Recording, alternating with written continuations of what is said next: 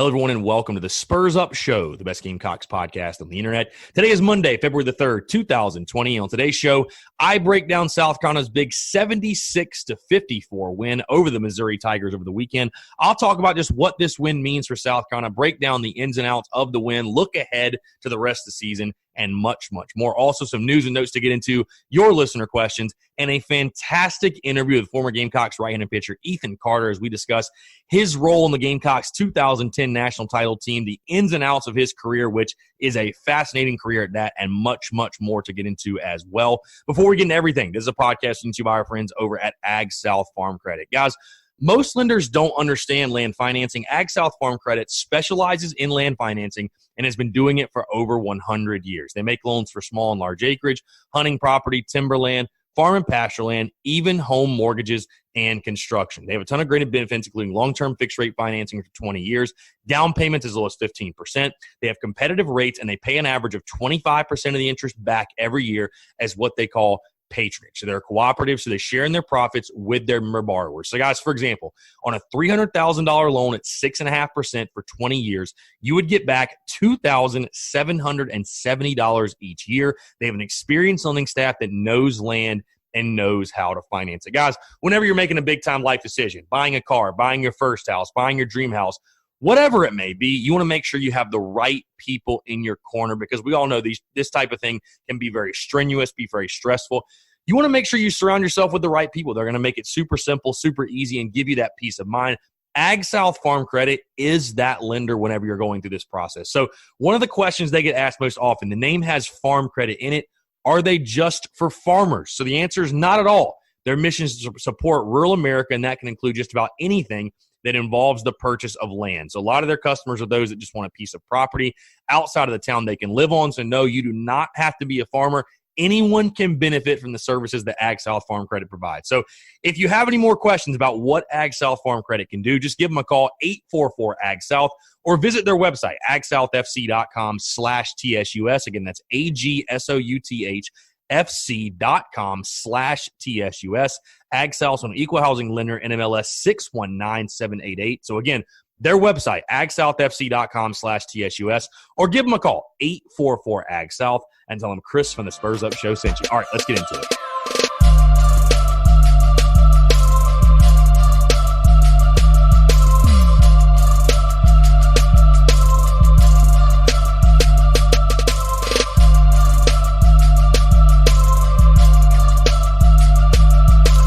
Chris Phillips, your host of the Spurs Up Show. As always, happy Monday, everyone. Hope you had a fantastic weekend. Hope everyone enjoyed the Super Bowl as well. Spoiler alert, I'm recording this before the Super Bowl, so we'll not be talking about it, but I hope everyone had a fantastic Super Bowl Sunday and had a great weekend as well. I know I did, watching the Gamecocks get a big-time win at home at Colonial Life Arena against the Missouri Tigers, 76-54, pounding Mizzou and showing the Tigers who the real Columbia is. Before we get into everything, I want to say one thing really quickly. This isn't a housekeeping item or announcement or anything. Just one thing I want to say, and I don't say it enough probably, but I do just want to mention this. You know, I'm blessed enough and fortunate enough where there are times and there are different opportunities that I have to interact with Gamecock fans and fans of the Spurs Up Show and those people that approach me in public. To those people, thank you so much. And to everyone that supports the Spurs Up Show, that takes their time to voice how you feel about it or tell me that you appreciate the work I do. Really, you guys make this all worth it. You guys don't realize how much that means to me. I just want to say thank you so much from the bottom of my heart. Those people that are listeners, again, that take the time, that see me out in public to say hey, or love what you do, or go Cox or whatever, talk shop about South Carolina sports. I really do appreciate you guys. And again, it means a lot to me. So I just wanted to say thank you to everyone that has ever taken time to say hello or say they support what I do. Just thank you so much from the bottom of my heart. So I really do appreciate it. With that being said, let's talk about this game. South Carolina beats the Missouri Tigers 76-54, a big-time win, a game that went pretty much how I expected it to go. South Carolina coming out, I thought, early, establishing they were the better team, and that really stuck throughout. This was never a game where you felt like there was going to be a letdown. There was never an indication that, maybe the Mizzou's going to hang around longer than they should. It's funny. I talked about this in the post-game report or post-game reaction, if you will, immediately after the game. The spread in this one, really shocked me. Missouri was only a 5-point underdog. South Carolina was only a 5-point favorite in this game. And I said this on social media, and I thought to myself, oh, God, Mizzou either knows something I don't, or they're expecting South Carolina to lay a major goose egg at home. Because, I picked South Carolina to win by double digits. I picked this to be a double-digit game. I really expected, again, I really thought that South Carolina was the better team. No questions asked. And if they played their best basketball, they were going to win this game by double digits. So to see that spread was very strange. And now I sit here, guys, and I wonder, I don't know what the hell Vegas was thinking. I don't know if they're still sleeping on South Carolina or what it is. But again, spread only being about 5.5. Gamecocks come out and absolutely dominate.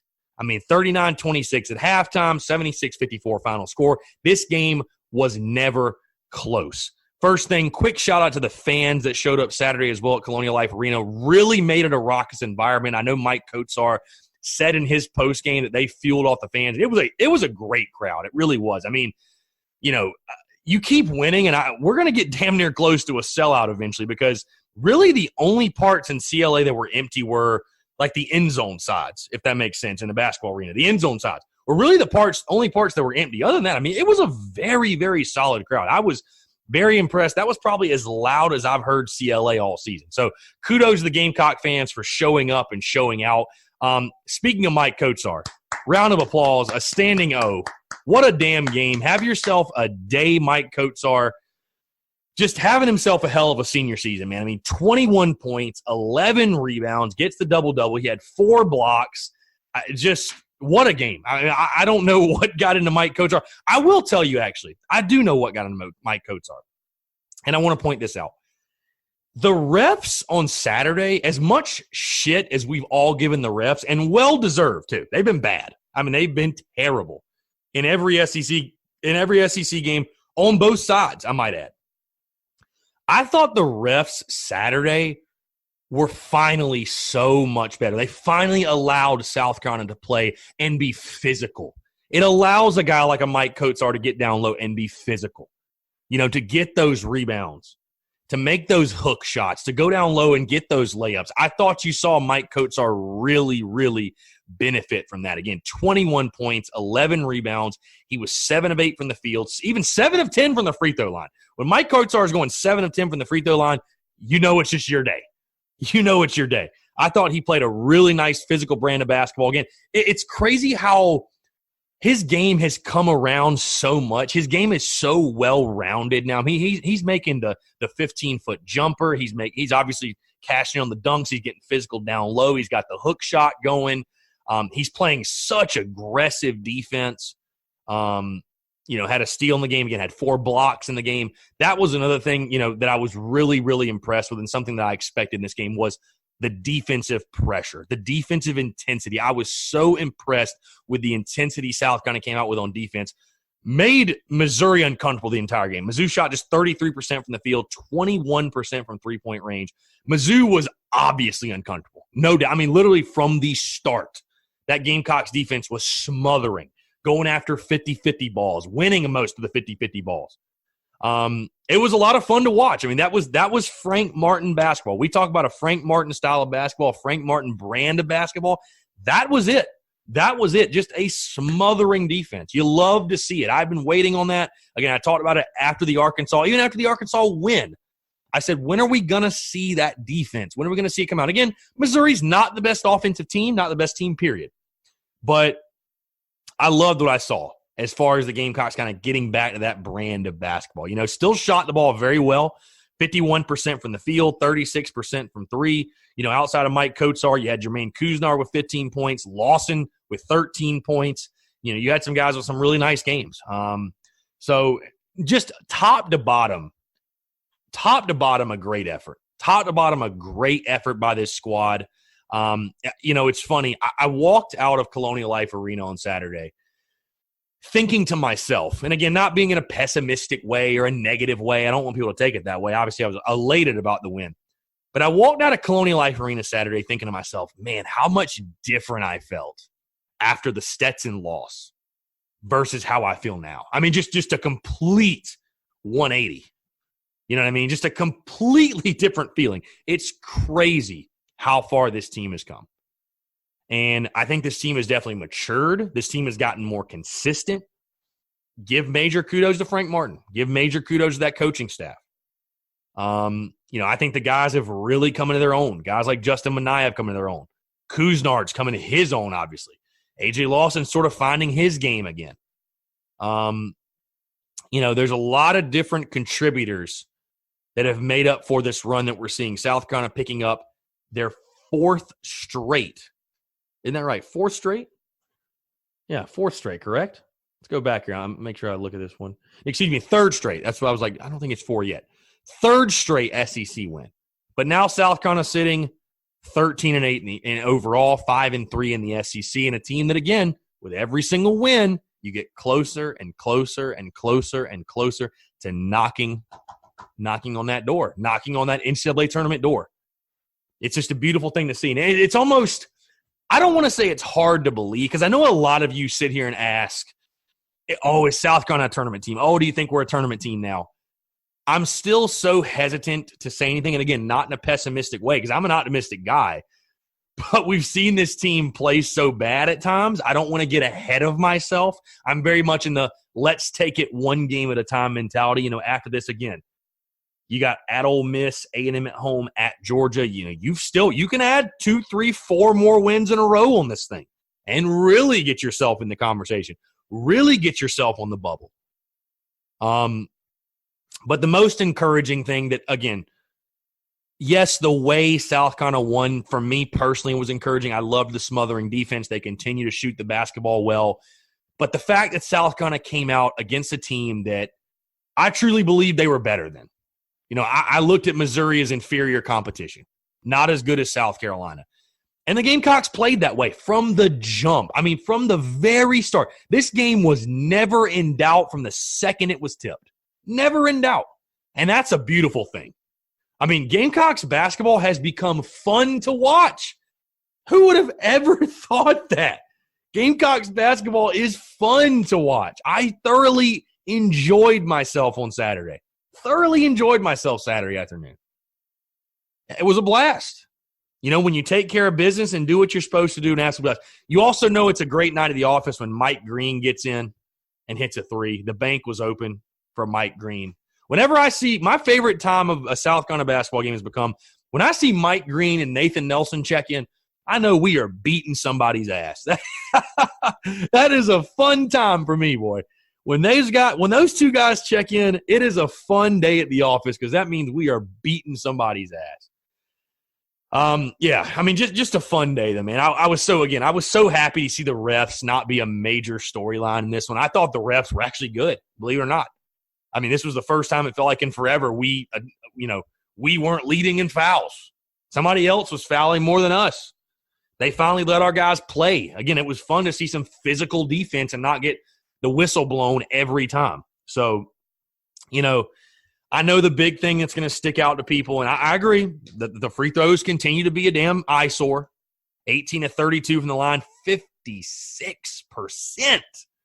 I mean, it's becoming laughable. And what's crazy is how good this team could be if it could make free throws. That's what's scary to me. Just how good this team could be if it could make free throws. So, but either way, right now, you're getting away with it. I'm sure we'll talk about it a lot more when it comes back to bite us in a game when we lose, but whatever. You win by 22 on Saturday. Everything is great in Gamecock land. You find yourself 13-8, 5-3 in the conference. South Carolina, sitting fourth in the SEC right now? Man, who the hell would have predicted that after the Stetson game? Who on this earth would have predicted South Carolina to be in that situation really after the Tennessee game? Start out 0-2 in conference play. Now you're setting yourself 5-3. It's just crazy. So, again, kudos to those players. Kudos to Frank Martin and staff getting this thing turned around. How much this team has just developed. How much this team has grown, how much this team has matured, really coming to its own. And then, again, one last shout-out to the Gamecock faithful, Gamecock Nation. They made that a great environment on Saturday, a packed house, a raucous environment.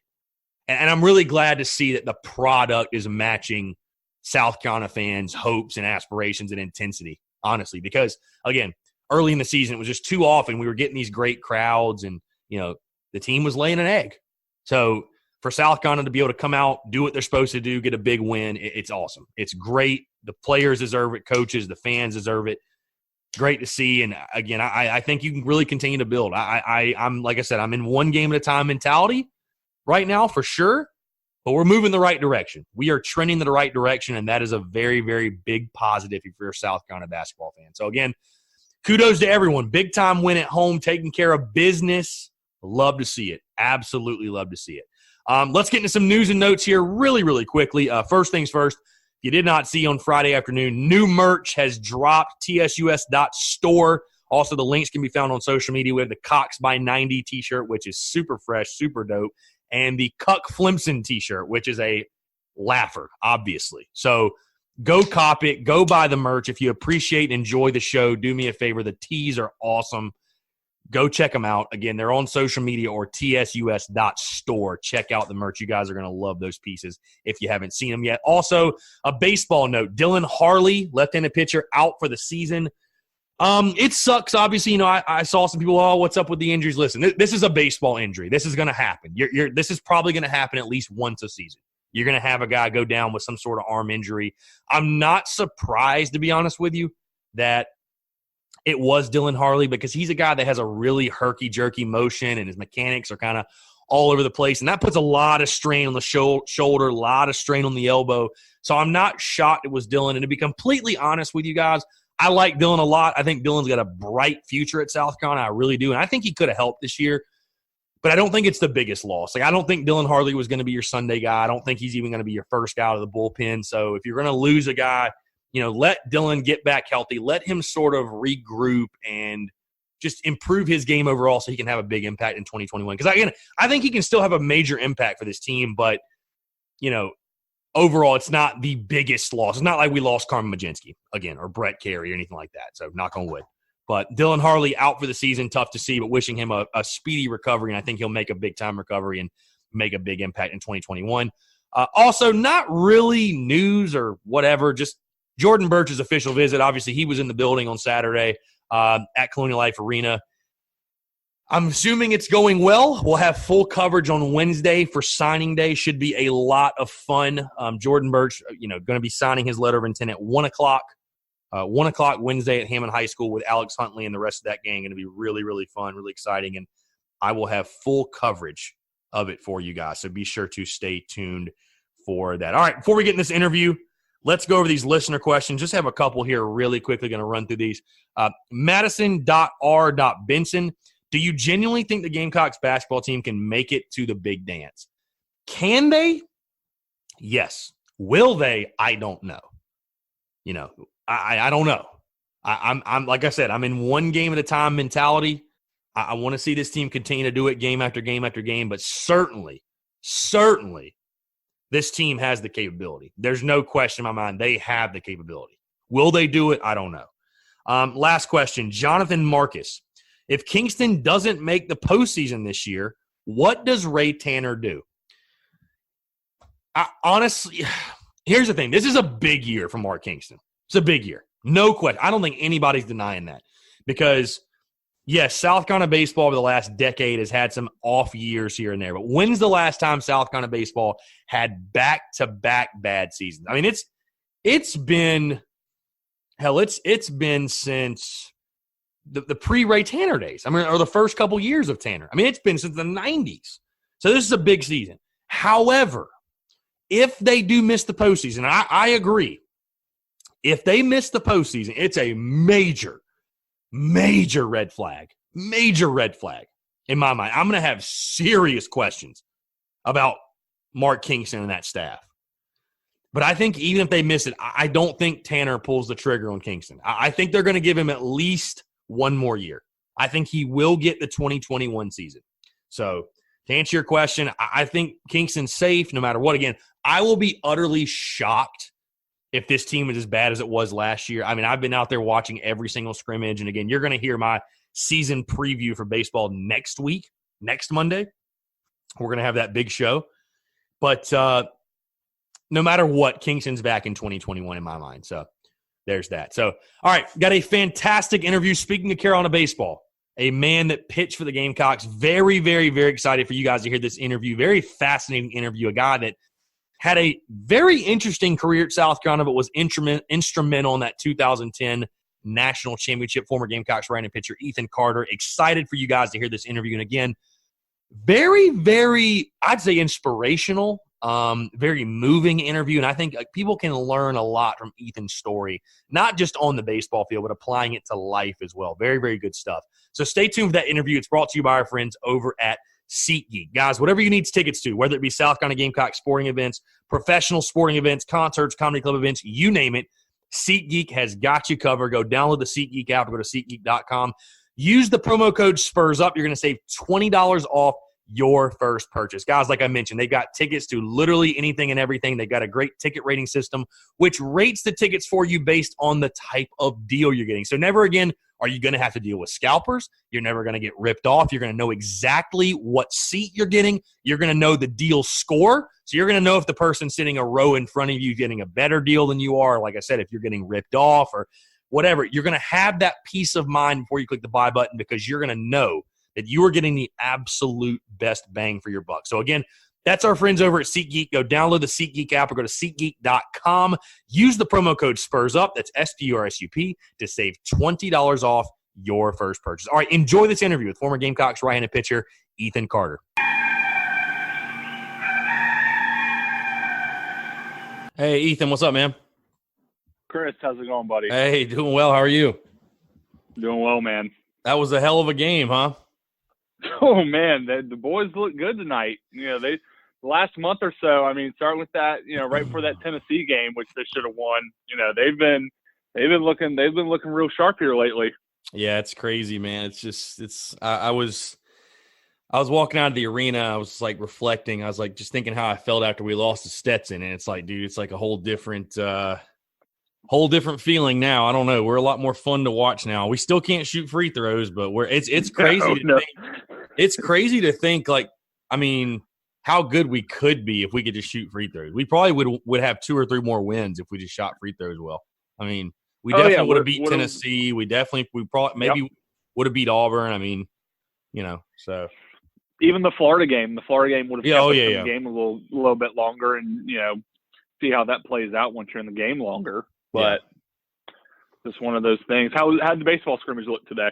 It was good. No, it was this is the second weekend of them, and I mean, I think they're going to be a lot better this year. I'd be utterly shocked if we were as bad as we were last year. I mean, I was talking to a guy at the field today, and I was like, because Carmen Majinski threw today, and I was like, dude, if we, as bad as we were last year, if we just had Carmen, if he was just healthy, we'd have been 10 times better. I mean, yeah. There were so many weekend series in the SEC that came down to, game 3. And I'm like, you guys realize we couldn't win a Friday night till like week 8 in SEC play. Like, So, I mean, if we had Carmen, we win at least 2 or 3 more series, and we may even be like in the talks for the postseason. But I mean, we're just, we just have more depth top to bottom in my mind. I mean, we got to stay healthy, which obvious, but I mean, and we need Carmen to pitch like, everybody's thinking he's going to pitch. We need him to be that All-American kind of guy, that ace, that true on Friday. But I mean, no, I mean, I think realistically we're a 35-36 win team, and we're like a 15-15, 16-14, SEC record team. But I think we're back in the postseason. The SEC is just so good. I mean, it's just we're not going to, I mean, Georgia's got 3 guys throwing 97, and you got Vandy with Rocker, and then I think Florida should bounce back. And I mean, it's just, I mean, the schedule's just absurd, but I mean, it is what it is. But no, we'll be a lot better. We'll be a lot better for sure. But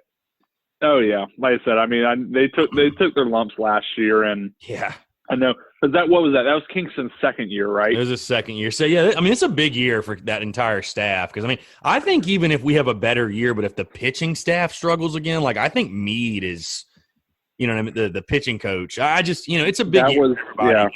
I was talking to I was just going to say, I was talking to a guy, one of your former teammates, Joey Pancake, and I was talking to him a couple weeks ago about this, and I was like, dude, like, when's the last time South Carolina baseball, we've had a couple years here and there over the last decade that have been not so great, but I was like, when's the last time we had back-to-back bad years? Like, I mean, it was probably pre-Ray Tanner. It was that long ago. So yeah, I mean, it's a big year.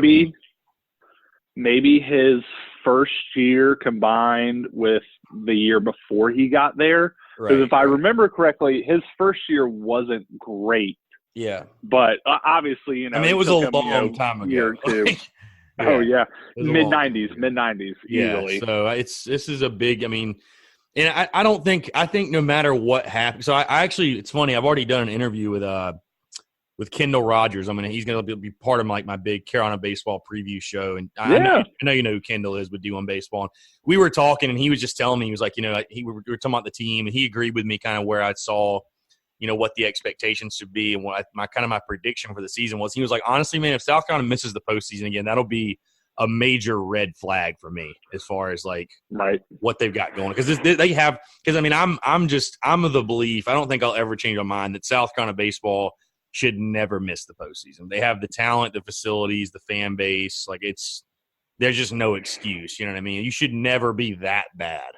So no, and they recruit so well. I mean, they've had I think Kingston's had 3 top 15 recruiting classes. You know, I mean, this last one I think was like top 5. So yeah. I mean they're bringing in the guys. I know he's gotten a little unlucky with some JUCO guys that have stayed a year longer or declared, but. Yeah, I mean, you know, when you're, you know, South Carolina, you very well, like I said, you got to make the tournament every year, and you know, whether you're in the running, because you know, when it comes to the SEC tournament or the SEC championship, it's all about the draw. You know, you could get, you know, you get stuck with. I mean, I'm trying to remember the year we won or the year my freshman year because we lost. We didn't win the conference. Florida beat us the last weekend, but we drew Auburn, who led the country in home runs that year, and we drew.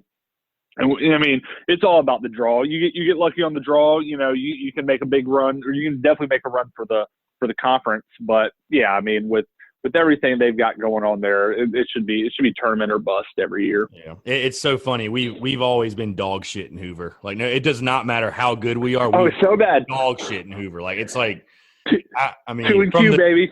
Yeah, I mean, we are just like, we have no interest in Hoover whatsoever. Like, just get us out of there. All right, so our best team. Our best teams just had. I mean, you guys just had no interest. Like, all right, we're done. that 2010 season, we lost to Florida. So we lost Friday and Saturday to Florida. So Florida clinched the East and the conference. And then I think we beat Florida on Sunday. I believe we beat Florida on Sunday. But then, you know, we turn right around, go to Hoover, and we lose the first game. And then we got Ole Miss, and we have our scout report, and they've already told us because we got into a scuffle with Ole Miss early in the year, and both teams had been warned and all this, and then we had faced Pomerantz. You know, we got to Pomerantz that year in the tournament, and it was just like, you know, we lost, and Tanner just goes, "I'm giving you guys 30 minutes to get changed, shower and change, and be on the bus. If you can get food in 30 minutes, you get food in 30 minutes. But y'all got 30 minutes to get shower and change, and then we're heading home." And we drove all the way back that same day. That's awesome. I mean, it's I don't know what it is about Hoover. It's funny. I was actually, just speaking of that, I was actually at the Friday night game. Yeah, it was that year. Yeah, because it was Cooper versus Pomerantz, the Friday night game, when Coop just dealt. I think you guys won like 1-0 or 2-1 or something. Coop shoved. I remember that. I mean, Pomerantz did too, but Coop out. It was just like it was another one of those Friday night games in 2010 where Coop outdueled the other guy. Like, it's like every time he's outdueling somebody else's ace. So like every single weekend. Oh. Crazy. He was just out. Yeah, he's outdueling first rounders all year. Yeah. You know, Sonny Gray, Drew Pomerantz. Dude that had like a 5.7 ERA in 2009 comes out and has like a 1.6. Nobody can touch him. Oh, yeah, he was the number 3 starter, you know, for 2 years. So sophomore and junior before I got there, you know, he was the Sunday starter, and you know, coin flip of game, you get good Coop or you get bad Coop, and then he just came in that year, you know. As a freshman, you know, you can only hear what guys talk about the year before, and you know, Coop comes out there in the fall, and it's like, man, this guy's like inventing a new pitch every time he warms up. He's just he'll go out there that day and he'll throw something and he'll tinker with something. He's like, yeah, we're throwing that today and we're throwing that today. Because I remember that fall, I don't think Coop threw maybe but 5 split fingers that whole fall. And then he comes out in the season, and our opening weekend was Tennessee for SEC. And he comes out Tennessee, he's throwing, 20% splitters that game. It's like, all right, yeah, no, Coop just, decided he was going to do this on, an hour for the game. And now he's, just going to shut this team down for 2 hours. For sure. Well, Ethan, so it's funny. Normally I do like an intro, but I just want to keep the conversation rolling because this is gold. If you guys don't already realize by now, a man that played for Gamecocks baseball, 2010, 2012, went 4-0, 4.03 ERA, had 2 saves as well, and he helped lead South Carolina to the 2010 College World Series title. Former Gamecocks right-handed pitcher Ethan Carter. Ethan, appreciate you taking the time, man. It's a pleasure, obviously, to have you on, and can't wait to relive some good memories for sure. A very interesting career, by the way, that you had. Yes, very interesting. I really appreciate you having me on. I've been listening to it, since the early days, and just really appreciate you having me on with some of my former teammates that are had far less interesting and more prestigious careers than I did. But I'm just glad I was able to darn that garnet in black for as long as I could. Absolutely. So I want to start from the beginning for you, Ethan, because you're a guy from the state of Virginia. And a really highly regarded prospect out of the state of Virginia. Just talk about kind of your recruitment. When did South Carolina come into play for you, and what made you want to be a Gamecock? So I actually went through 3 different recruiting coordinators during my courtship with the Gamecocks. I'm from Virginia, but my parents are both from Whiteville, North Carolina. So I grew up diehard Tar Heel, just through and through diehard Tar Heels, and I went to their games growing up, a bunch of weekend series, football games. So South Carolina was never, this thing to me. And then I got on with what is now the Evo Shield Canes. Back then we were just the regular old North Hurricanes. And excuse me. And our coach was from state of South Carolina, ended up playing his high school ball in Virginia, but Jeff Petty, big Gamecock fan, and he was like, I can get you, down for a Clemson, South Carolina game during spring break. So this would have been 2006. So this was Smoke's last year. And so I give him like, of course, so go down there. Jim Toman is the recruit coordinator at the time. Legend. Monty Lee is the volunteer assistant. And so I go down there, meet Coach Toman. I don't think I met Coach Tanner on that visit just yet. Meet them, and I roll up to Sarge Fry, and there are people tailgating for a baseball game at 4:00 in the afternoon on a Wednesday. Because this was back when we were still doing the Clemson midweeks. Yeah, oh yeah. Playing 4 times during the season on the midweek.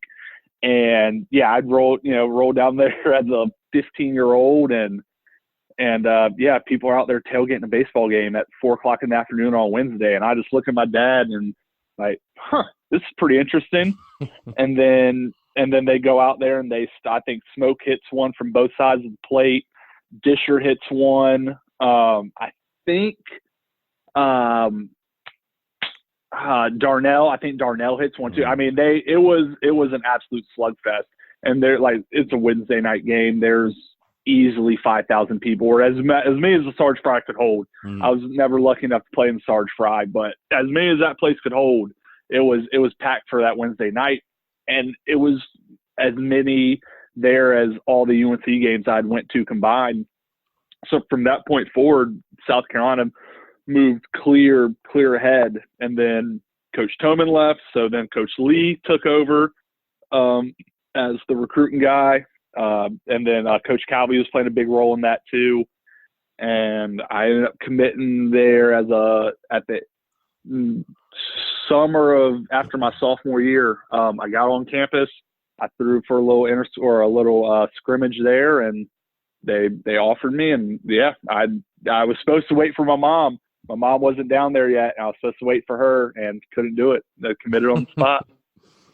You talked about Sarge Fry. Obviously, it's funny, Ethan. It's I remember going to the park. I was lucky enough. I played baseball myself and actually got to pitch on Sarge Fry near the end when they were ripping the seats out and stuff like that. And I just remember, though, as a fan, though, thinking like, oh, why are they getting rid of Sarge Fry Field? And this is a great park. And, it just had that home feel to it. That's all you knew, right? And then you see Founders Park and you're like, oh, my God. Like, this is, you understand why they did it. What was your first reaction when – because, again, this would be, your senior year of high school, so you're still – committed at this point. Yep. What was your reaction when you're like, this is the ballpark I'm going to be playing in now?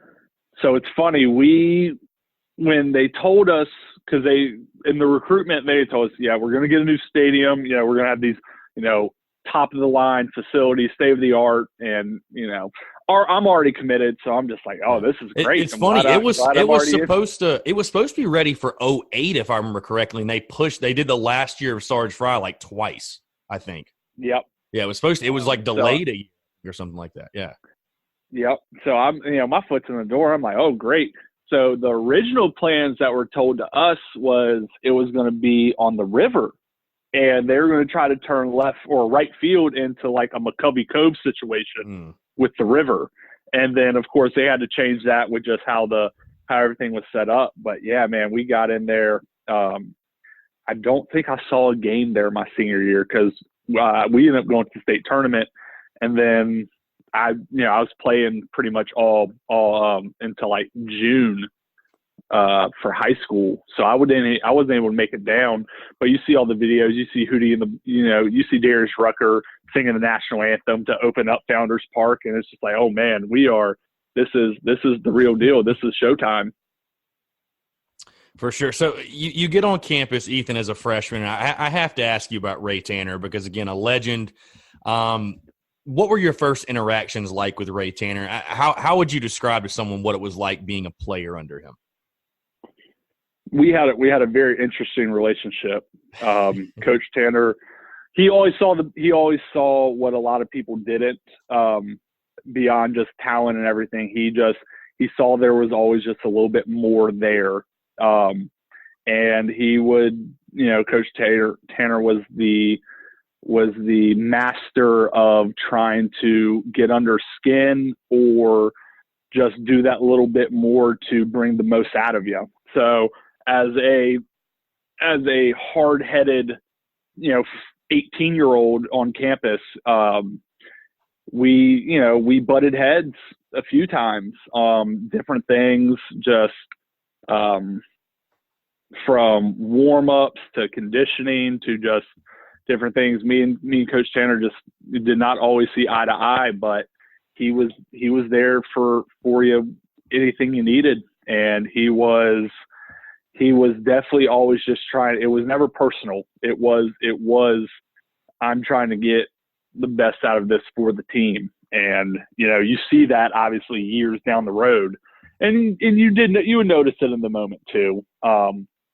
That it was a fun dynamic.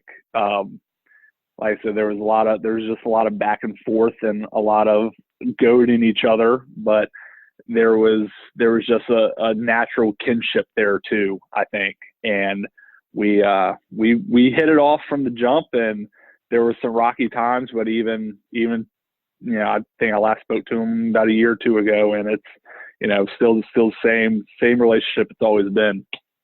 That freshman year, I was going to ask you, because I think in 2012 you were probably a little bit wiser, but that freshman year, would you say you spent more time at Founders Park or 5 Points? So freshman year, actually not that much.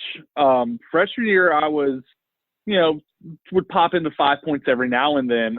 It was actually that fall after the World Series that beginning of the sophomore year. Yeah, beginning of the sophomore year, that 5 Points might as well have just been my residence. Unfortunately, I ended up befriending some people that are still lifelong friends. But people that worked down there in 5 Points, and dated someone that was in 5 Points, and 5 Points just kind of was just kind of a resonance that it didn't need to be, but man, after that World Series and going into sophomore year, it was living the good life. And so back to your original question, yeah, that freshman year, I made an appearance every now and then, but freshman year it was pretty much, it was business, for the most part. Just didn't, we would show our face, but it was mainly business for the most part. Yeah, like I said, I know we're going to talk about that in a little bit, but I actually heard a guy that I won't say his name, that played baseball at Carolina a couple years ago, and he said it's not the freshman 15 when you're a Carolina baseball player. When you're at Carolina, period, it's the 5 points 15 that'll get you. So you have to watch. Yeah. You have to watch out for that. You can put it on. You can put it on fast. It's quick. Yeah, it'll happen fast. But so I want to talk about that freshman year, because obviously not many guys are as fortunate as you were to come into a situation where you come in as a freshman, you win a national championship, and you're a big part of a team that does it. I mean, that year you went 3-0, had a 5.46 ERA, but appeared in 24 games, had 2 saves, through 28 innings. It's obvious that you were a big part of that team. When guys come in now, Ethan, it's funny because the tradition's there. What you guys did, it's there. I mean, the expectations, and it's always been high at South Carolina. This has always been a proud program. I mean, back in 2002 when they went to the College World Series, and this has always been a proud program with high expectations. But now I feel like more so, even more, because the national championships are there. But when you got there, what did you feel like as far as the culture of the program, I guess the expectations were? And did you sense that maybe in 2010 that you guys were on the brink of that type of run, that you could win it all? Definitely. I remember the first meeting we had, we're on campus for maybe 2 days, and they send out the text message, meeting at the field, in the media room. And we go there, and, it's the typical beginning of the year, fill these forms out. This is compliance, do this, do that. And then once Coach Tanner got speaking, we've got a special team, and we had some guys coming back we didn't think were coming back. Sam Dyson decided to come back that year. We had Witt, we had Jackie coming off freshman All-American. We had Christian Walker, myself, Tyler Webb. We had some new guys. Adrian Morales, my brother, love that guy. I just talked to him yesterday. But we had some guys just coming in to get us over the hump. And from that first meeting, it was talks of Omaha, and that was all that we talked about all year.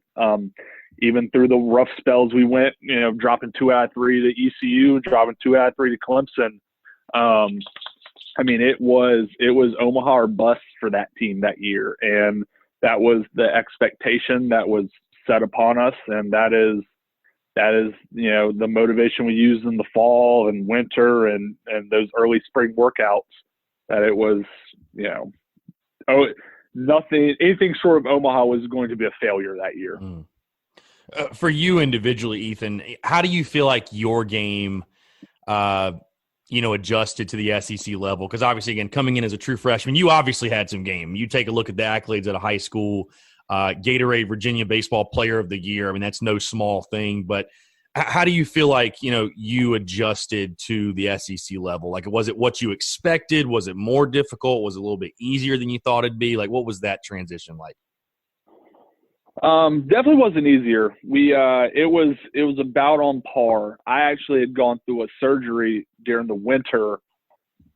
I had a sports hernia procedure done in December, after that fall, because I'd come in with the full expectation of being that Sunday guy. Once Dyson had made it clear he was coming back to school, and it was going to be him and Coop were pretty much 1 and 2, whichever way that had fallen.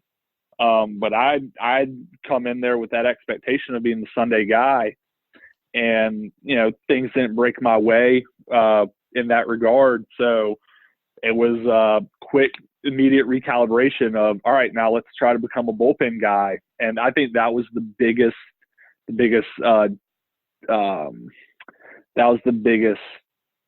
turning point, or transition wise for me, was really, learning how to be a bullpen guy, and then trying not to hit that freshman wall, which, as my numbers show, I clearly did hit that freshman wall about the Kentucky series that year, I believe. And coming out of high school, yeah, you throw 70 innings, but you only appear in about 11 games. It's 10, 11 games.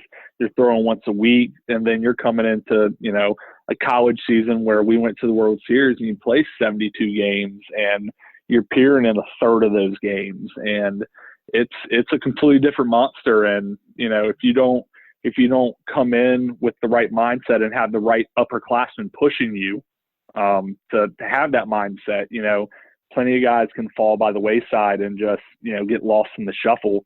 So it was definitely a transition period that I think I handled better than some, but there was definitely room to grow there. And I was very fortunate to have some upper class guys and that bullpen that didn't necessarily pitch that much. That could have very much been like, this guy, he's eating innings from me. I'm going to let him, not learn or not grow. But I had a couple guys that were very much like, this is what you do. This is how you prepare. This is how you go to get ready for a bullpen, appearance versus getting ready for a starting appearance. I was very fortunate that we had such a team camaraderie there that didn't just, guys weren't always just looking out for themselves. For sure. So, Ethan, you and I both know in the game of baseball, it's a sport where you pick each other up, right? Some days you're going to hit well, some days you're going to pitch well, but no matter what, you pick each other up. For you, I bring it up not as an indictment on you, but sort of, it's just kind of funny how it sort of fell because the run you guys made, again, you pitched a lot. You were an integral part in that. You appear in the Super Regionals against Coastal, the one that everybody remembers for the Christian Walker home run, but what a lot of people forget is that game and the Oklahoma game in the College World Series, you come in, I think, give up a run in each of the games or something like that. I know you give up a home run in the Oklahoma game, and then Christian Walker hits the 2-run home run to take the lead against Coastal, and you actually got the win in that game. And then Oklahoma, Jackie Bradley Jr. with his heroics, the clutch 2-out, 3-2 count, whatever. Did you buy both those guys a steak or something? I feel like those have to be like your two favorite human beings because as a pitcher, again, you're always, in that situation, you're like, dude, just bail me out, please. Like there had to be nobody happier than you in the entire stadium in both of those moments. So the Oklahoma one for sure. Like I'll get into that one in a second. The Coastal one's funny because I think we were down 1 when I came in, and it was that's right. Okay, that's right. It tied the game. Keep it as close. Keep it as close as we can. Just keep it because Christian. I think Christian had a 3-run dinger that game. That's right. It might have been, but it was keep it as close as we can. And I ended up giving up 1, and I was like, daggum, we're down 2 now, and so I'd thrown it into the third, come in, and I was going back out. As long as the game had stayed pat, I was going back out for the night. And Christian hit the home run. And we're all losing the dugout, and me and Coach Calby lock eyes. And I'm like,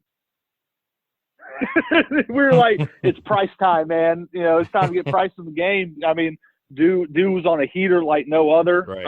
I was on a heater early in the year, and Matt Price was on a heater like nobody had ever seen at that time of year, man. Me and Calby locked eyes, and it was like, Price.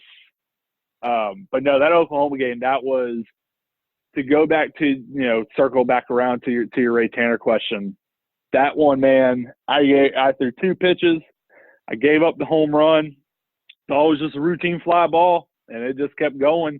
And I came back in the dugout, and I just sat there, and I didn't move for the longest time. What felt like the longest time, it was, Tyler Webb's warm-up pitches. But and Coach Tanner came over and, patted me on the back. Said it's going to be okay. And that's, I'd had some bad outings that year, and Coach Tanner never done that before that. And I'd had some real bad outings before that, versus 2 pitches giving up a run, and other ones I'd given up a grand slam or something like Coach Tanner came over and just patted me on the back, said it's going to be okay. And then had a couple other guys come over, like, Kyle Enders. Kyle Enders, he came over and was just like, hey, man, we're going to get this done for you. And sure enough, Yeah, that inning was quite the show, and yeah, I forever thankful for Jackie and everyone else that was involved in that inning, because it saved me. Yeah, I went out to my phone after the game, and I had text messages from people back home. You blew it. You cost your team the World Series. All this. Yeah, because it was an elimination game. Right. We were done. Oh, yeah. No, we lost that yeah. game. Yeah. Yep.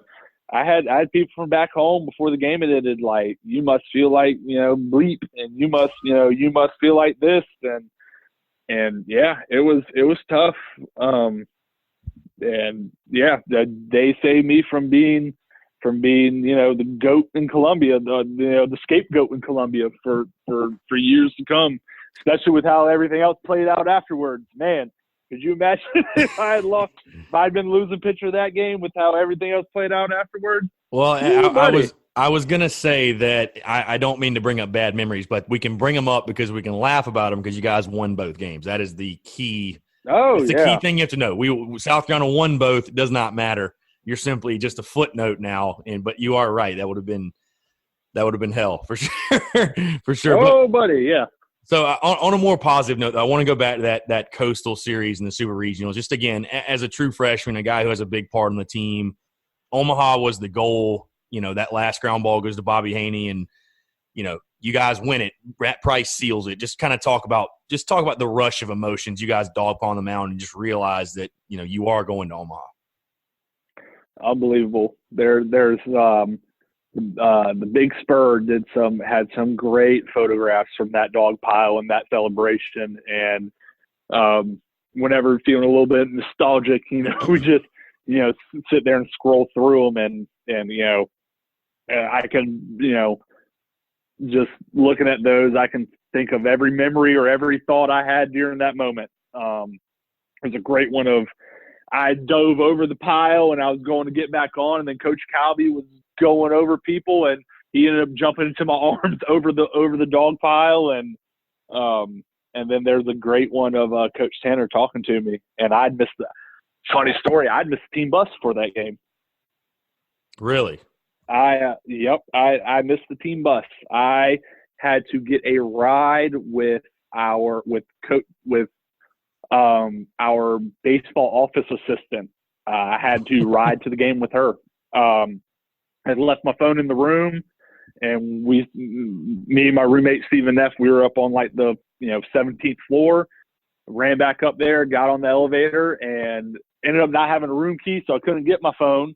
So I'm in the elevator. We're going down. I'm actually on the elevator with Coach Calby's wife and daughter, and we're stopping at every floor on the way down, stopping. And finally got like the 8th floor. I was like, okay, I got to go. I ran down. Bus wasn't there. I'm looking around, and the guy goes, "You looking for the team bus?" And I go, "Yeah, man." He's like, "Yeah, they left about a minute and a half ago." Oh, gosh. So ended up had to find a ride to the field, got to the field, and after the game, Coach Tanner was like, 5 years ago you wasn't even dressed out, and now you got the win to send us to Omaha. Just so many little tidbits and things like that just make that season so special. So and so many memorable. things that fell into place that if one thing is off, none of it happens. Like you said, it's just none of it ever happens. You're right. It's crazy. So I mean, I'll ask you from one dog pile to another. I mean, after that game, that Oklahoma game, you guys obviously go on a tear. Beat Clemson twice in Omaha, which I want to talk to you about the Carolina Clemson rivalry in just a second. But you beat Clemson twice. I mean, just the storybook after that Oklahoma game. You're facing UCLA with Trevor Bauer and Garrett Cole, and you don't see Bauer, but you get Cole, and I mean, Coop does his thing, Dyson does his thing. You guys win 2-1 on the walk-off with Witt. I mean, if you can't put the Coastal dog pile into words, I can't imagine what that dog pile was like, realizing you guys had won the national championship. That one was so crazy because it was where did it go? 12, 13 innings, I believe. Yeah, yep. And I mean, we're just sitting there, we're doing everything. We've got socks down, pants up. We're trying every single rally thing we got, and then Witt just hits that ball, and few guys headed for Wingo scoring. couple guys headed for Witt, and it was pandemonium. It was absolute madness. And, we were sitting there in the bullpen, we're down there, Rosenblatt didn't have our bullpens were on the side of the field like the Cubs, and we didn't have the bullpens in the outfield. So we're sitting there, we're staring at Bauer getting loose, and we're like, God bless, boys, we better win this one. Like because he did the Horned Frog thing to TCU that World Series. He was he's crazy. He's kind of a crazy guy. Yeah, he's not my favorite player, but man, he was in a zone at that time, and we're like, boy, do we not want to see that guy for game. We don't want to leave it. We don't want to chance it for a game 3. Let's put it that way, because we probably thought the same thing about Garrett Cole, and we got like 6 hits in the first inning off his 100-mile-an-hour fastball. But we were like, let's not leave it to chance to see Bauer on a game 3, and Witt hit that ball, and we knew it was immediate. There was no ifs, ands, or buts about it. He hit that ball, and we were breaking. We were out of that dugout, and it was. I got a picture of it right here next to my jersey that's above my TV, and we got Bobby Haney and Brady Thomas, and those guys. You can see them all right there, and it's what a dog pile. For sure. So, obviously, you guys lock it up, get the ring. I want to move forward. Actually, I want to talk about the Carolina-Clemson rivalry because, again, on the way there, you guys beat Clemson twice. And I thought it was interesting how you brought up, you came down on that visit to South Carolina and you saw South Carolina-Clemson, and you were rattling off the names there. I'm pretty impressed. I'm not going to lie, with Smoke, Darnell, Havens, Disher, the original Bashers, I guess. I know you're a Yankees guy, so it really felt like the Bronx Bombers in Columbia. I mean, that's how that lineup was assembled. But I guess you knew about the Carolina-Clemson rivalry long before you got on campus. But just talk about playing in that rivalry, and then again, you lose 2 out of 3 to them in 2010 in the regular season. But you guys get your revenge, beat them twice in Omaha. I mean, just talk about as a player. I mean, I know what it means to fans, but as a player being between the lines, what's that rivalry like? Oh man, it's unbelievable. Unfortunately I wasn't able to appear in any of those 5 games. My freshman year, I think that weekend series, I think Coop went CG Saturday night. Dyson went 3 or 4, but then Price had like a 3-inning save. And then Sunday, they took it to us on Sunday. There's a reason Ray Tanner never let players wear white hats after that. He let us wear white hats on that Sunday game, and they put 24 on us, 21, 24. And, yeah, they put them away. We didn't even get to keep them, to wear. They took them back after the game. The white hats with the garnet bill or white hats with the black bill. I was wondering where those hats went, honestly. I was like, it's like a relic. Great question, because we don't know. Those things got trashed. No idea. Those are trash somewhere long gone. So I unfortunately didn't get to pitch in the rivalry that year. My junior year, I think I actually appeared in all 3 games, or at least 2 of the 3. But yeah, I mean, everything's amped up. Everything's just ratcheted up a notch for that weekend, especially now with it being a weekend series, and you've got them 3 games in a row. And I love the way they do it. I mean, I think that started actually my freshman year. I love the way we do it, and, home and neutral. It gets everybody involved. It gets especially at neutral site, it gets to be an Omaha atmosphere kind of game. Yep. Because they do a good job of dividing the tickets up pretty evenly. You got some scalpers here and there. It could swing one way or the other, but they do a pretty good job of that neutral site game. Feels like a World Series game, or feels like a postseason game. And just that whole weekend, it is ratcheted up to a degree that. Yeah, the only thing that can compare is a super regional or a World Series. Even a regional, regional almost feels kind of, and this may be, we were number 1 seed in that regional, and no disrespect to the Citadel or Virginia Tech or Boise State. Was that who he played? Bucknell. No disrespect to any of those three teams, but we felt really good going into that regional. So there's nothing that compared to that Clemson Carolina 3-game set other than a Super or World Series. There's just nothing like it. And then to have it added on to playing them, have to beat them twice in the World Series, to advance, and having Michael Roth, who hadn't started a game in his college career. And, we talked about in our pitchers meeting, like, Mike, just go as long as you can. And we had guys, ready to go behind him. And Mike kept going and, started one of the greatest college careers of all time, based on just us kind of running out of pitching and Clemson having a 8 lefty lineup.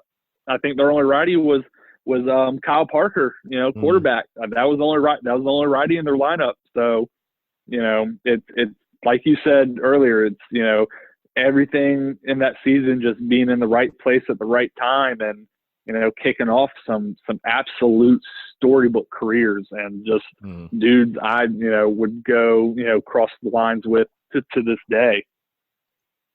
Yeah. Stuff of legends for sure. So, I want to jump into this, obviously, because, again, I want to get into the part of your career that took an interesting turn.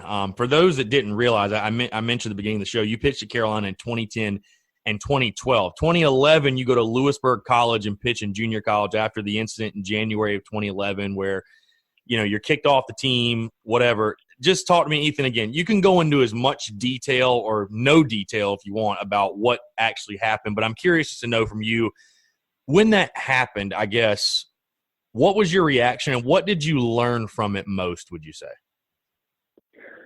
It was definitely trying. It was a phone call I made to Coach Tanner. I didn't want him to hear from a second source of what happened or find a report that I'd gotten into I'd been behind the wheel of a car, earlier in the year or earlier in that month, and he hadn't heard anything. It'd been about a week, nothing had gotten out. And I didn't want to leave him in a spot to where they were, I was still a scholarship guy. So I still kind of left the team, hanging out to dry in a sense, because, you can't replace a scholarship guy with a walk on. And I ended up, I called him and told him, I told Coach Tanner what happened. And with talking to him, I was going to transfer. I was going to go down to South Alabama and join Coach Calvi down there, sit out the year, and kind of restart my, try to rebuild, the credibility, I had, the great credibility I had lost. And me and Coach Tanner sat down, had 2-hour meeting talk. And he laid out a list of guidelines that if I went to a junior college and it didn't work out there, that I got drafted, that there was a way back. And that's kind of what I needed to hear. And so I decided to go the junior college route, and was fortunate enough to have a great year there at Lewisburg. Played against some really good competition in Region 10 down there, and it was fortunate enough to have a really good year. Kept my nose clean, and unfortunately things didn't work out to where I could come back on scholarship. But there was a way back, and Coach Holbrook fought hard for me, and so I ended up back on the team in 2012. And unfortunately, I let those guys down again. But I will always hold Coach Holbrook and Coach Tanner near and dear to my heart for giving me another chance there, because they certainly didn't have to. There were other opportunities. There were other Division I schools that it's always easy to bring in the guy that's had trouble elsewhere because you can fix that guy. It's not the easiest to let a guy back, because what the good and the bad is, and those guys they saw enough good in me, in that year and a half I spent with them to bring me back again. And, you know, unfortunately it didn't work out for the best that time go around either. But, yeah, I give those guys all the credit in the world for seeing the ability in me both on and off the field. Because while there were some mistakes, you know, I did make an effort in the community, you know, doing stuff like that. So they, yeah, shout out to those two, man. They were some real dogs. After, you know, my biggest supporter, Coach Calvey, you know, took a head coaching job. You know, they really stuck their necks out when they didn't have to. Yeah, like I said, I mean, it's crazy, Ethan. I mean, your career is so fascinating because, again, you go to JUCO and pay your dues almost, and get to come back to South Carolina. I want to talk about, again, like you said, that year at junior college, did what you needed to do, had a great, you know, had a 9-3 record, 1.75 ERA. You know, you dominated. I mean, did what you needed to do on the field, off the field, everything. But just talk to me about the emotions, how tough it was for you to watch.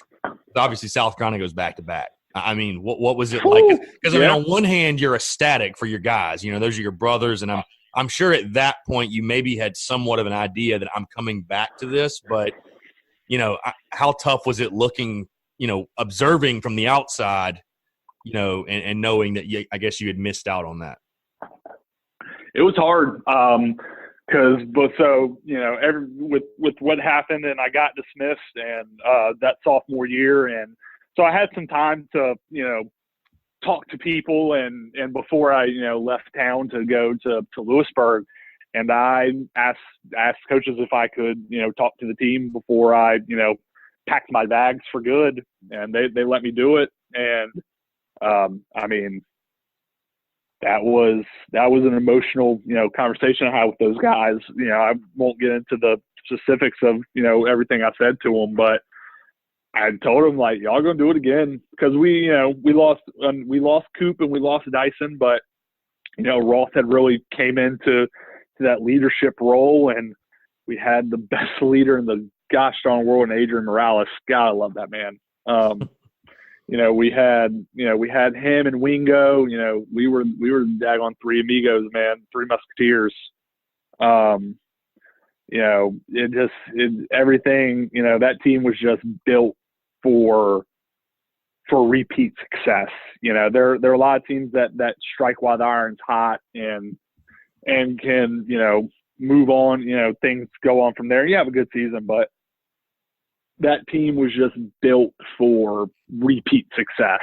And Force came on like a firecracker, and Colby had a great year, and, you know, there were things that went right, and, you know, those dudes, you know, from the jump, you just kind of, you know, we didn't me and Morales, you know, after we won, we're on the bus back to the hotel, and we're just like, nah, this ain't it. You know, we got another one in us. And, you know, just me and Adrian, I lived with Adrian. That's, you know, me and Adrian were roommates, and, you know, we would talk, you know, there were many nights we'd just sit there and talk, like, yeah, man, we got this. We got this again. So it was definitely tough. You know, I'd be lying if I said there weren't moments where I was like, man, you know, could you guys lose? You know, you know, because, man, you know, you don't want to be the guy that missed out on back-to-back. So I'd be lying if I said there weren't moments where I was like, you know, man, you know, it wouldn't be okay, you know, if those guys lost. And then, you know, and then I'd talk to Adrian, you know, after the game, and I'd be like, yeah, I mean, how stupid does that sound? You want your brothers to lose, and, you know, you snap out of that pretty quick. But, you know, from a purely, you know, selfish standpoint, you know, you look at it and you're like, man, you know, what would I give to be there? You know, what would I give to, you know, not have made the decisions not to have me there? But, man, it was a wide range of emotions, but in the end, man, I could not be happier for those dudes. And those, you know, I had a lot of dudes that I'd consider brothers that were part of that team that I still talk to, you know, once, twice a week, if not daily. And, you know, those guys that were fortunate enough to go back to back, man, you know, there's not a group of guys that deserve it more. So you come back, Ethan, in 2012. You get back to South Carolina. I don't know if this was opening weekend, 'cause I was taking a look at the stats, but you get your first outing was really good in 2012. 4 scoreless. You get a win. I mean, you're back on the bump at Founders Park. I mean, just talk about how that situation you went through. I mean, I have to feel like it really changed your perspective. Like, it really puts it into perspective, like how lucky you are to be or how blessed you are, if you will, to be in that situation. Like, how much did it change your perspective? And then what was that first outing back like at Founders Park? I mean, I guess how awesome was that to be sort of back home? Whew. Yeah, it was something, like I said, I had to walk on. There was no guarantee I was going to make the team.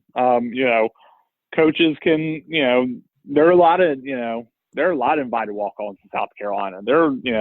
I think we had 60 some guys try out that, or on, part of the fall squad that year. You got to whittle that down to 35, and there are only 8 guys that get to say they get to stay around. So there was no guarantee I was going to, be back. And I think my first, it was VMI.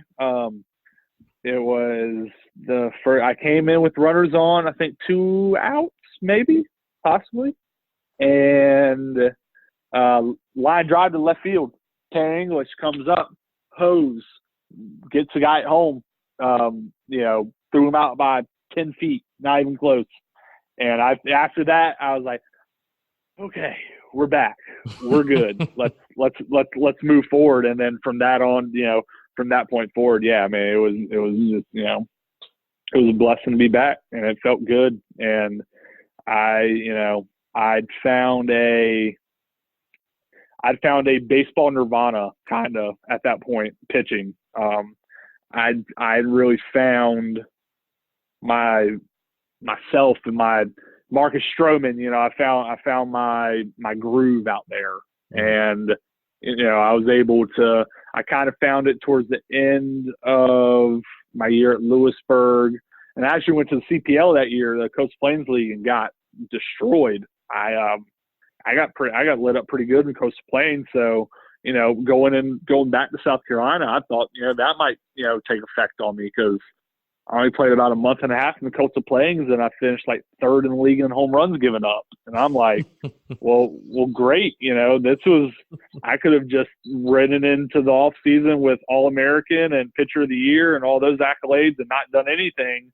And, gone in South Carolina, with some nice laurels, and went out there and played the Coast Plains, and, was trash. I was bad.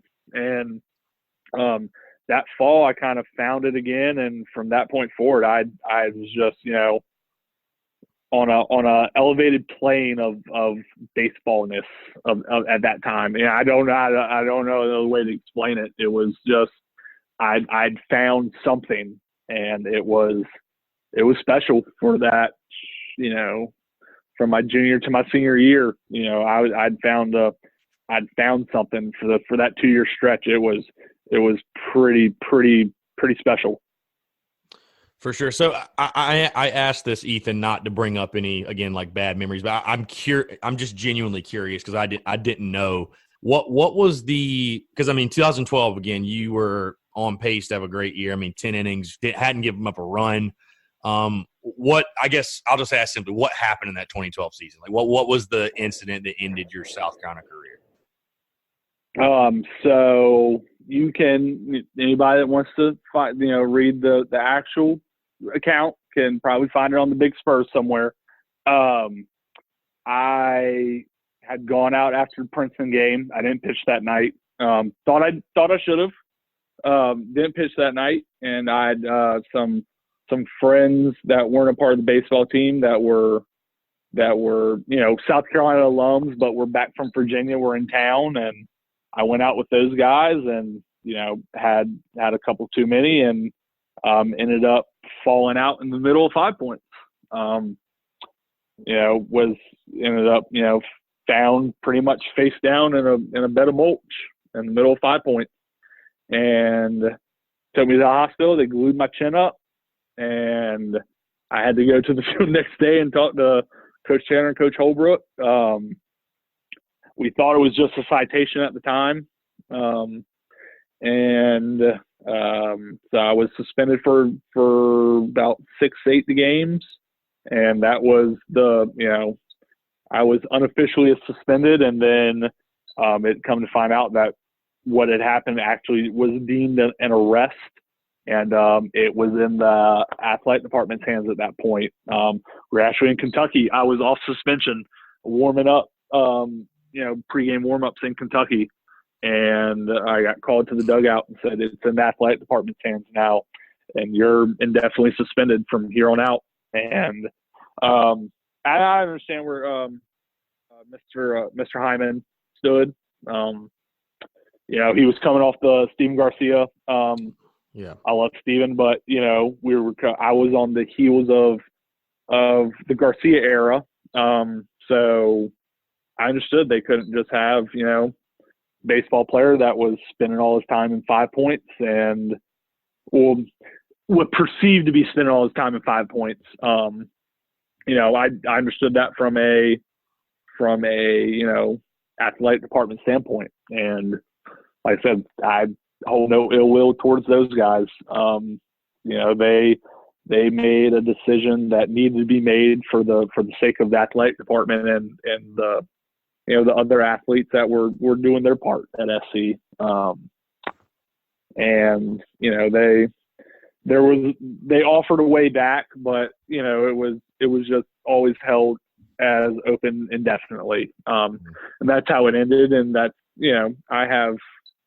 I understand why it ended that way. And they were the best. They let me still see, the tutors and use the Doty. They still let me use all that stuff and end up getting my highest GPA that year, not focusing on baseball. I thank them for not only setting me on a path that, realized that I had some real things I need to address, off the field, but also, I got good in the classroom for the first time. I didn't have a draft to worry about. I didn't have a free agent contract to worry about. And I give all the respect to those guys that didn't just kick me to the curb when I was at my lowest. They let me stay, a part of the athletic department, even though I couldn't represent them on the field. They let me stay, in the classroom and with the people that pushed me forward. And I did more things that semester in the community and off the field than I had done in my previous 2.5 years there. And I thank those people, from the bottom of my heart, really and truly. Yeah, and Ethan, I ask you that more so to follow up with this question, because I'm a big believer in that everything happens for a reason, right? Even if you don't understand it at the time. Because when you look back at your career, like I said, it's so interesting because there's so many positive memories and there's so many, other memories of things that happened. I mean, what's your biggest takeaway, from your South Carolina career? Because I feel like, again, the positives are, even with what the negatives were, the positives are going to outweigh the negatives. I mean, you literally won a national championship. Like, it doesn't get any better than that. But, what are the biggest things that stick out to you? Like, when you reflect on your South Carolina career these days, like, what do you think of when you reflect on it? And then what do you think, like, your career can teach other athletes or just other people? Or, like, maybe, like, what did your career, like, what did you learn from in the sense of applying it to real life? Because I feel like, you had to overcome a lot of obstacles. There was a lot of mental challenges. And, I mean, you can really apply that to not just school or baseball or sports or whatever. You can apply that to, like, everyday life. I mean, how would you how would you analyze that, if that makes sense? Oh, yeah. I was fortunate enough to, after my playing career, got into coaching. And I coached a high school varsity team here in Virginia for 4 years. And, you have, Google is, available to anybody with a cell phone now. And I don't try to run from or hide from my mistakes. And that's why anybody that will ask, I'll tell them. I'll talk to them. And the lows were low. But man, I wouldn't trade anything in the world for that freshman year, or even any of the time I spent at SC. I would suggest guys, and I would tell anybody this, that's listening, don't get behind the wheel of a car if you had a drink. You can have fun and have fun in moderation. And in your defense, this was pre-Uber days too. So I will say yes. This was you didn't have the option. I mean, not like, again, it's not defending, but I mean, you're even stupider now, I would say, if you do that. But yeah, this was pre-Uber days. Just throwing that out there. So you continue. I just thought people should realize that. I appreciate it. Yeah. I mean, heck, man, this is 10 years ago now. 2020. Yep. We won the championship in 2010, and my first run-in with everything happened January 2011. So yeah, we're 9 years ago now. Gosh, that makes me sound so old. But no, man, I really appreciate the lasting things that came from all that. Take the hardware, take the ring that's sitting on my me and my wife's bookshelves right here away, and take the World Series jersey I have sitting above our TV here in our living room away, and it's the little things. It's the handshakes you got with Nolan Belcher, every third inning, and it's, your road roommate, Stephen Neff, and you guys getting dinner at Olive Garden in Arkansas. And it's,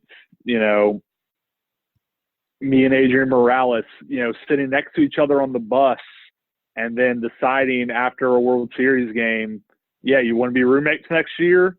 And then that leading to a friendship that, he's coaching at Miami-Dade Junior College now. And, we were texting last night about Team ABs, in his game last night. It's those things that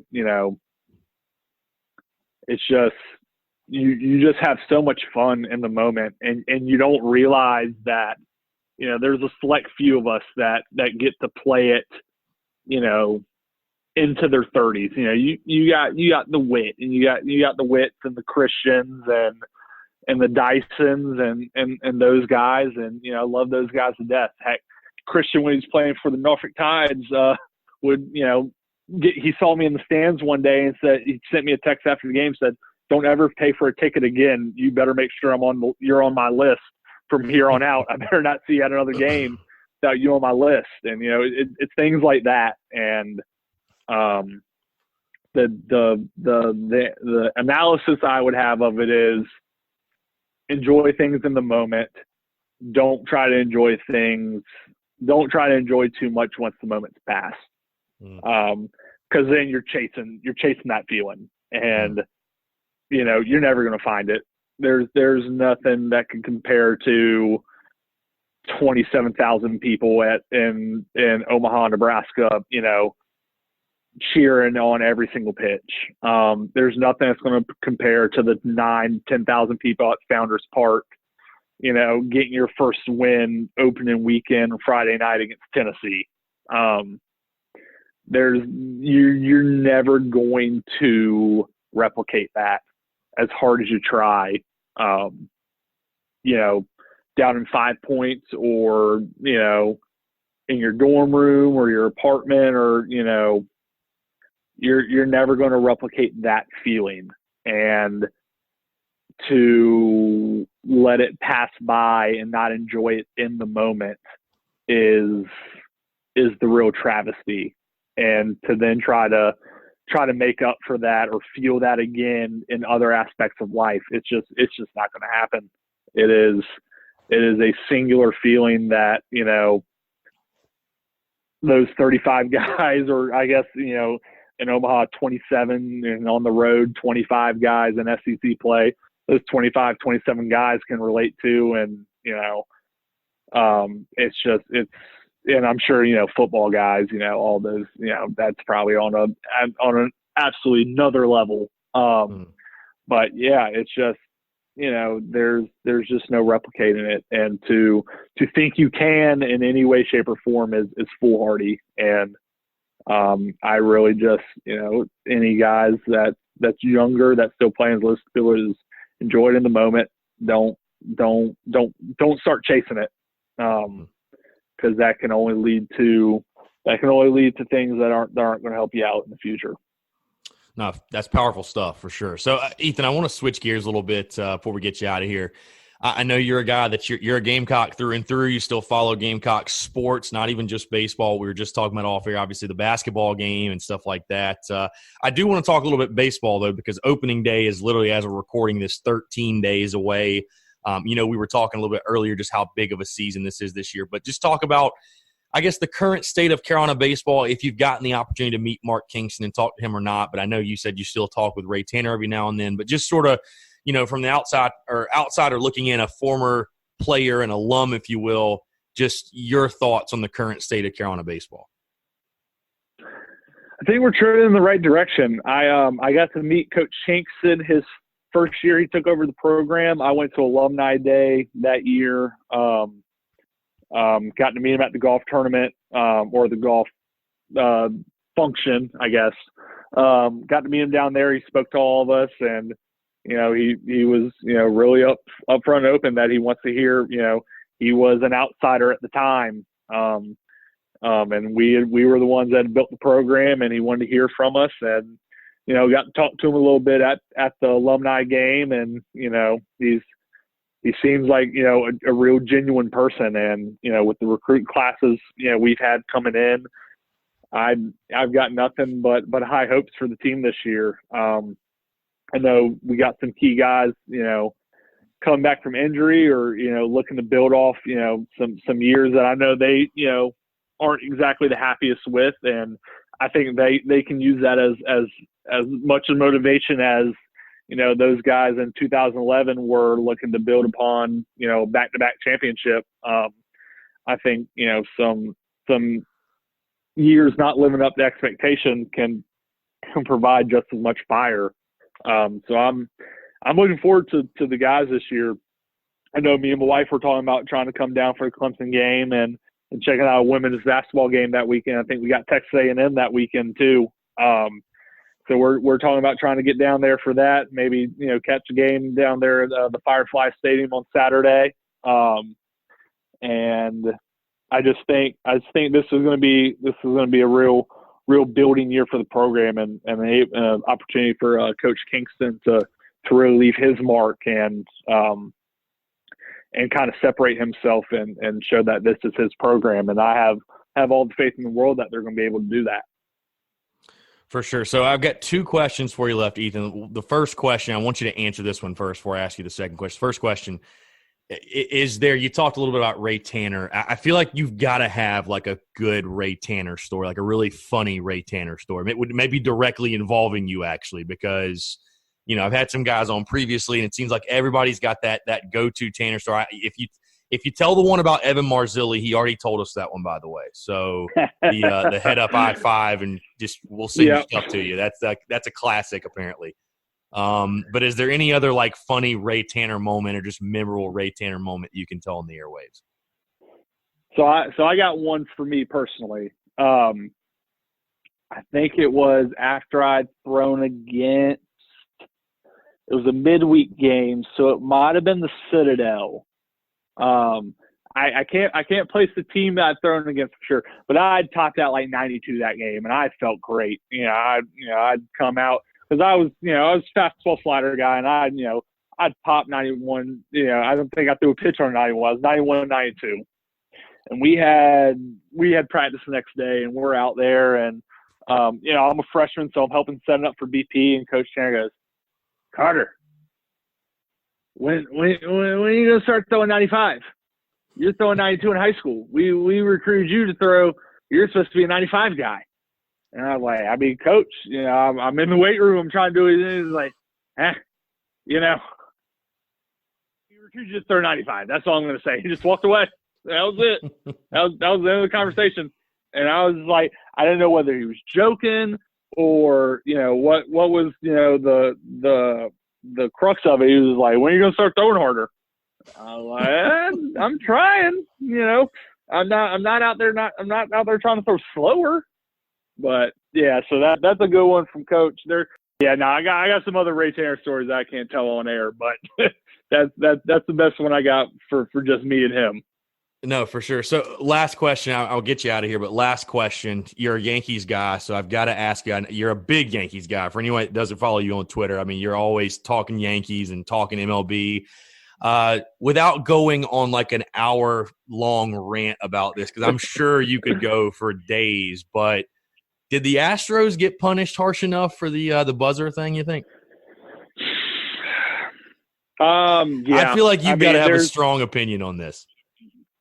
So I think that they were punished. They were punished harsh enough because you're not going to get the information without the players getting full immunity. Could the organization then tax a little harder? Sure. On top of the draft picks, I would have hit them with some international signing cap money. I would have lowered that, but when it comes to the players, there's so little you can do between the players or the Players Association and things like that. But it's not going to stop me from questioning. I think Altuve?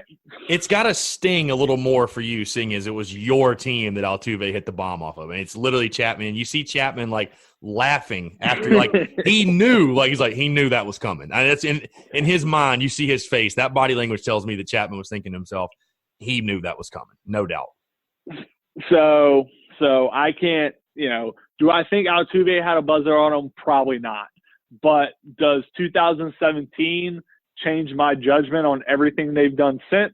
Of course. Right. And for them to so nonchalantly pass the buck on this, the players, that's irksome to me. You've got Dallas Keuchel, who didn't do anything, saying, we messed up. And it's like, my guy, you really didn't do anything. I need to hear that from Bregman that's making fun of Bauer and Clevenger, that's talking all just that taking, stuff to taking them. no ownership. They're just taking no ownership of it. Yeah, that's the frustrating part. I don't get me wrong. I think it's one of the worst things I've ever seen in baseball, but again, we don't get all this information without promising them immunity. And I think the stain that those fans have to deal with. I know if this was flipped around, this was the Yankees, man, I'd get so tired of being like, well, we still won. Well, we still got that banner. Yeah, I know as a fan, that would get so old to me. And I know there's some Astros fans on Twitter that I've actually gotten in. I actually had deactivated my Twitter for over a week because I felt like I'd gone too far over the line with an Astros fan. And I get them defending and everything right now, but I know 10, 15 years from now when Johnny's like, hey, yeah, y'all cheated, right? I know that's going to just sting them, that much more. And so do I think their penalties, to make a long story longer, do I think their penalties were right? Yes. Only I would have hit them with the international signing bonus money. I would have clipped them there too, on top of the draft picks. But otherwise, I think organizationally they did all they could. For sure. You feeling good about the Yankees this year? I mean, I feel like the Yankees should be one of the top teams favored to win the World Series, right? I feel great. There's a great little tweet that went out talking about the most hated fan base or the most hated franchises in Major League Baseball, and the Yankees occupied like a third of the state. And I just kept sending the General or the Emperor Palpatine meme, let the hate flow through you, and it just makes us powerful. And I love every second.